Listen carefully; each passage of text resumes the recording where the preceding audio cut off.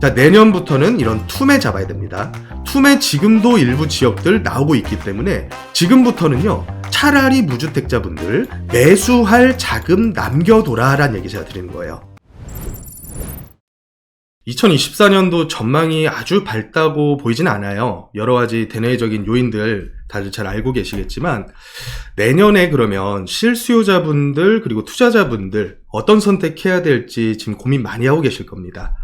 제가 최근에 이제 강의 진행하면서 연말 되면서부터 이제 분위기가 완전히 식어가는 걸 많이 느끼거든요. 그래서 제가 좀 우려스러운 건 뭐냐면, 내년에 이 죽은 분위기 때문에 심리적으로 너무 눌려가지고 제대로 된 의사선택 못 하시는 분들이 너무 많지 않을까. 오히려 지금 같은 때에는 많이 자기 자본을 모아서 투자할 준비를 하고 또 리스트업을 해가지고 이런 부분들을 어떻게 활용하면 좋을지에 대해서 계획을 짜야지 맞는 시기다라고 저는 보고 있어요. 그래서 그 데이터를 보면서 같이 한번 말씀을 드려보면, 일단 매물하고 거래량 부분을 우리가 선행지표로 한번 볼 필요가 있을 것 같아요. 과거부터 한번 보면 2020년 말 그리고 21년 초부터 매매 물량과 임대 물량의 매물이 상당히 안정적으로 움직였습니다. 사실은 이때 당시에는 굉장한 가격 상승기였죠. 그러니까 가격 상승기 때 움직였었던 이 매물 추이 잘 지켜보시면 좋을 것 같고, 한 4만 건대 정도 수준에서 매매 물량들이 움직였었죠. 그래서 소화가 굉장히 잘 되면서 가격이 큰 폭으로 치솟다가 트리거란을 만나게 됩니다. 2021년도 한 9월 달쯤부터 두 가지 금융시장에서 이슈가 발생을 하는데, 첫 번째가 이제 대출 중단 사태가 한 차례 있었어요. 이 대출 중단 사태가 그때 당시에 이제 대출 총량에 대한 늘어나는 비율을 대략적으로 1년에 뭐 한 6%만 늘려라. 금융당국에서 각 시중은행들한테 권고사항이지만 이제 강제죠. 강제적으로 이제 총량제를 도입을 했었는데, 이 총량 부분을 시중은행들에서 상반기에 다 써먹은 거죠. 그래서 일시적으로 우리은행, 신한은행 이런 1금융권들에서 대출을 주담대를 종료를 했었고요. 또 이때 당시부터 금리 인상 기조가 신호탄이 쏘아졌었죠. 자, 그러면서 이제 매물 추이가 급격하게 늘어나게 됩니다. 매매 위주로. 즉 이제 시장에서 소화가 잘 되면서 버팅겼었던 매물들이 이제부터는 소화가 안 되기 시작을 했다는 거예요. 그래서 전월세 매물과 더불어서 함께 늘어나는데, 그래도 전월세 매물들은 상당히 긴 기간 동안 안정권, 박스권에서 움직이죠. 하지만 매매 물량은 소화가 안 되면서 쭉 치솟다가 2022년도 한 하반기, 가을쯤 넘어오면서부터는 이제 전세 매물이 확 치솟아 버려요. 이때 당시에 있었던 이슈들을 우리가 한번 떠올려 보면, 이제 금리가 너무 올라서 전월세 전환율로 월세 사는 것보다 오히려 전세자금대출 금리가 훨씬 더 비싸졌었단 말이죠. 그래서 오히려 월세를 선택하시는 분들께서 좀 많이 늘어나고, 또 한편으로는 역전세 사기극이 한바탕 이 시장을 휩쓸었었죠. 그래서 전세가 소화 안 되면서 역전세난이 본격적으로 2022년도 하반기부터 발생을 했었고, 그러다가 2023년도 요때 갑자기 매매 물량들이 다시 급증을 합니다. 자, 성격이 좀 달라요.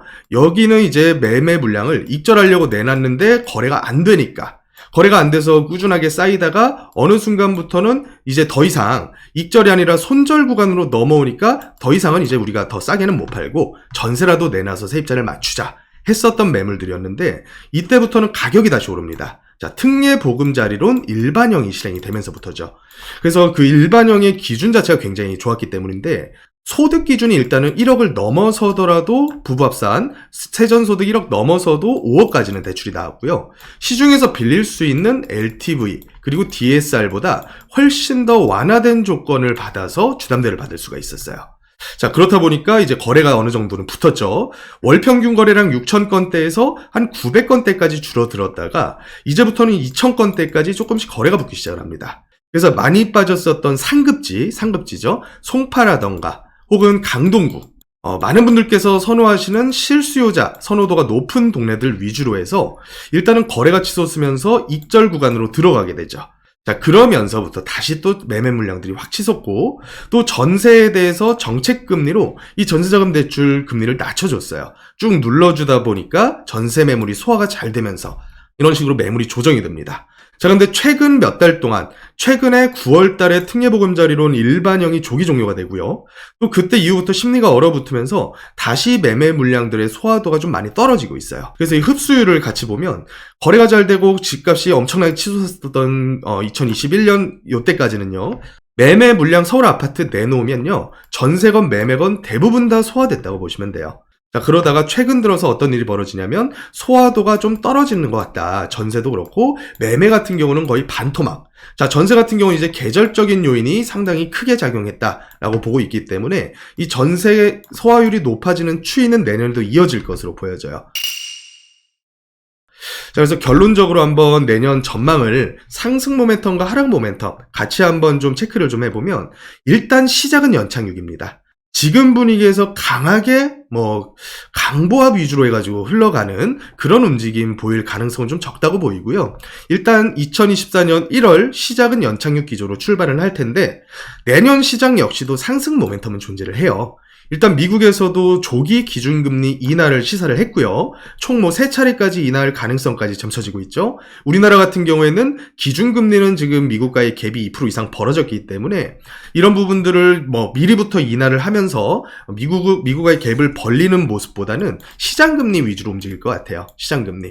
자, 정책자금으로 정책적인 금리로 건설자금에 대한 금리라던가 아니면 주택담보대출에 대한 금리, 이 시장금리를 누르는 움직임이 많이 보일 것 같고요. 또 한편으로 내년 4월 총선 앞두고서는 이제 더 이상 실수요자 위주로 해서 수요를 이끌어내는 정책이 잘 안 먹힐 것 같아요. 실수요자분들보다는 이제는 더 이상 지금처럼 많이 분양장이 흔들리는 시기까지 와버리면 다주택자라도 나서가지고 집 받아줘라. 과거 한번 우리가 회고를 해보면 2012년도쯤이었을 거예요. 악성 미분양 사태 너무 심해지니까 무슨 정책까지 펼쳤냐면, 미분양 주택 매입하시는 분들은 양도세 한 푼도 안 받겠다. 주택 수와 관계없이. 양도세 비과세라는 카드까지 꺼냈었거든요. 물론 이제 바로 이런 카드까지 꺼내기보다는 일단 지금 논의되고 있었던 취등록세 중과 부분 법안 통과하고요. 또 이번에 또 1년 연장 발표된 양도소득세 중과 3주택 이상자 중과 부분도 또다시 유예가 됐습니다. 이거 이제 폐지될 것 같아요.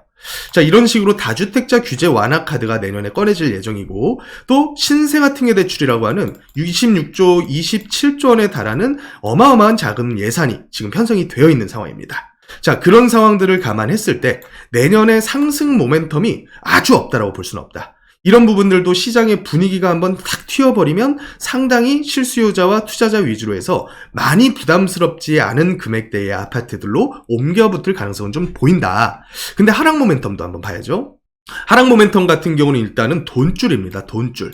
시중에 돈이 없어요, 현재. 가계 신용 마찬가지고요. 또 기업 신용, 거기다가 가장 문제되고 있는 이 건설자금까지 같이 뭉쳐버리면서 지금 신용 경색이 나타나고 있죠. 자, 그래서 이런 부분들에서 제가 우려하는 거는 뭐냐면, 이제 여태까지는 침체 속에서 집값이 계속 거래가 안 되면서 하락으로 끌고 왔다면, 더 이상은 침체가 아니라 위기에 대한 사이클로 진입할 가능성도 일부는 보인다는 거죠. 그래서 일종의 트리거 하나가 발생하게 되면 이 하락 모멘텀의 힘이 훨씬 더 커지지 않을까. 자, 이런 시장에서 매매 같은 경우는 어떻게 움직일 가능성이 크냐면, 일단은 시스템적인 위기로 인한 충격이 발생하게 됐을 때 가장 고점에 매수하셨던 분들 중에서 무리한 대출 끌어다가 사셨던 분들, 비용에 자빠지실 분들이 어느 정도 나타날 겁니다. 근데 이 비용에 자빠지는 분들이 나타나는 게 왜 위험하냐면, 예를 들어서 아파트 세대가 한 단지가 한 1000세대급 단지가 있다고 쳐요. 근데 거래 절벽이 이어졌다는 얘기는 이 1000세대가 단 한 건도 거래 없이 6개월, 1년을 흘러왔다는 얘기거든요. 그런 와중에서 누군가 못 버티는 분 한 분이라도 싸게 헐값에 매물을 던지게 되면 아무 관계없이 그냥 거주하셨던 나머지 999명의 집값도 이 한 분으로 인해서 떨어지는 결과를 낳게 되는 거죠. 그래서 이런 투매가 나타날 가능성이 일부 존재하는 시장이 내년 매매 시장이다 라고 보여지고, 또 전세 같은 경우는요, 내년에 전세가 오를 겁니다. 이 부분은 확실해요. 지금 시중금리도 사실은 이제 정책적인 자금으로 인해서 전세자금 대출 금리를 무지하게 눌러놓고 있고요. 과거에 5% 이상까지 치솟았었던 전세자금 대출 금리가 이제는 3% 초반대, 좀 심한 경우는 2% 후반대 얘기까지도 일부 나오거든요. 그러면 다시 전세 선호 현상이 당연히 나타납니다. 심리적인 요인까지 곁들여지면서 이제 다시 전세, 특히나 전세 사기라고 하는 게 거의 없었던 서울 아파트 위주로 해서는 지금도 이미 전세 매물 급감하는 시그널 나타나고 있고요. 또 이런 전세 매물 급감 부분이 입주가 거의 없어져 가는 시기에 다다르면 전세가 폭등으로도 이어질 가능성이 크다라고 봐요. 또 매매율 흡수율도 최근에 거의 40%까지 다시 근접을 하고 있고요. 자, 제가 무슨 얘기 지금 드리는 거냐면 내년에 무주택자 분들은 있잖아요. 절대 전세 살지 말란 얘기 제가 드리는 거예요. 내년에 전세 살았다가 발생하는 일을 제가 요약을 해드리면 일단은 전세, 금리가 어느 정도 높은 상태에서 비싸지는 전세 들어가려면 비용 아끼려고, 이자 아끼려고 자기 자본 많이 밀어넣을 거란 말이에요. 전세자금 대출 80%까지 나오는데도 불구하고 내 자본 50%까지 끌어다가 넣으면서 이자 줄이는 그런 행동하게 되면 앞으로 2년, 4년 동안은 계속 전세만 올려주다 끝나는 거예요. 지금부터는요, 차라리 무주택자분들 조금 월세 비싸더라도 월세 거주하시는 거 추천드립니다. 이 얘기가 무슨 얘기냐? 매수할 자금 남겨둬라라는 얘기 제가 드리는 거예요. 자, 내년부터는 이런 투매 잡아야 됩니다. 투매 지금도 일부 지역들 나오고 있기 때문에 제가 이어지는 시간에는 이 투매 어느 지역들에서 나오고 있는지 오늘은 이제 경기 동남권 위주로 해가지고 한번 보여드릴 거예요. 근데 보여드리는 지역들, 보여드리는 물건들 특징을 먼저 설명드리면 일단 신축은 아닙니다. 최근 들어서 많은 분들 느낄 거예요. 자, 신축의 집값과 같은 입지에 있는 구축 아파트의 집값 갭 차이가 너무 많이 멀어지고 있어요. 너무 많이. 그러면 저는 어떤 걸 선택하라고 말씀을 드리냐면 신축 포기하시고 차라리 입지를 선택을 하셔라. 입지는 불변입니다. 신축은 언젠가 구축이 되는데 그 자리에 입지한 입지는 절대 불변이에요. 자, 그래서 입지를 선택을 해서 차라리 리모델링 혹은 올수리가 완료된 매물 위주로 해서 잡아 놓으시는 게 훨씬 더 가성비 좋게 접근할 수 있는 전략이 될 거다. 그리고 시중, 대중들은 전세가율이 상승하게 되면 더 이제 투자로서 접근하게 될 가능성이 굉장히 크고요. 고금리에 적응하는 시기는 반드시 옵니다. 과거에도 10% 고금리, 15% 고금리 받아가지고 내 집 마련했었단 말이에요. 금리 인상 시기에도요. 자, 그래서 이런 적응하는 시기가 와서 집값이 오르기 전에 잡아야 될 지역들 제가 한번 오늘 쭉 말씀을 드릴 거예요.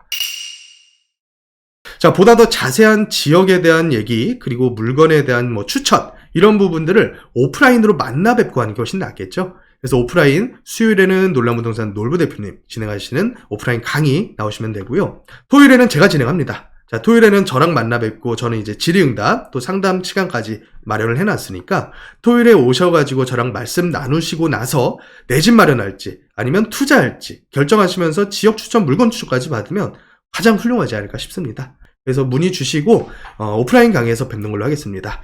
화요일, 목요일로 라이브가 바뀌었고요. 화요일 12시, 목요일 12시에 항상 라이브를 진행을 하겠습니다.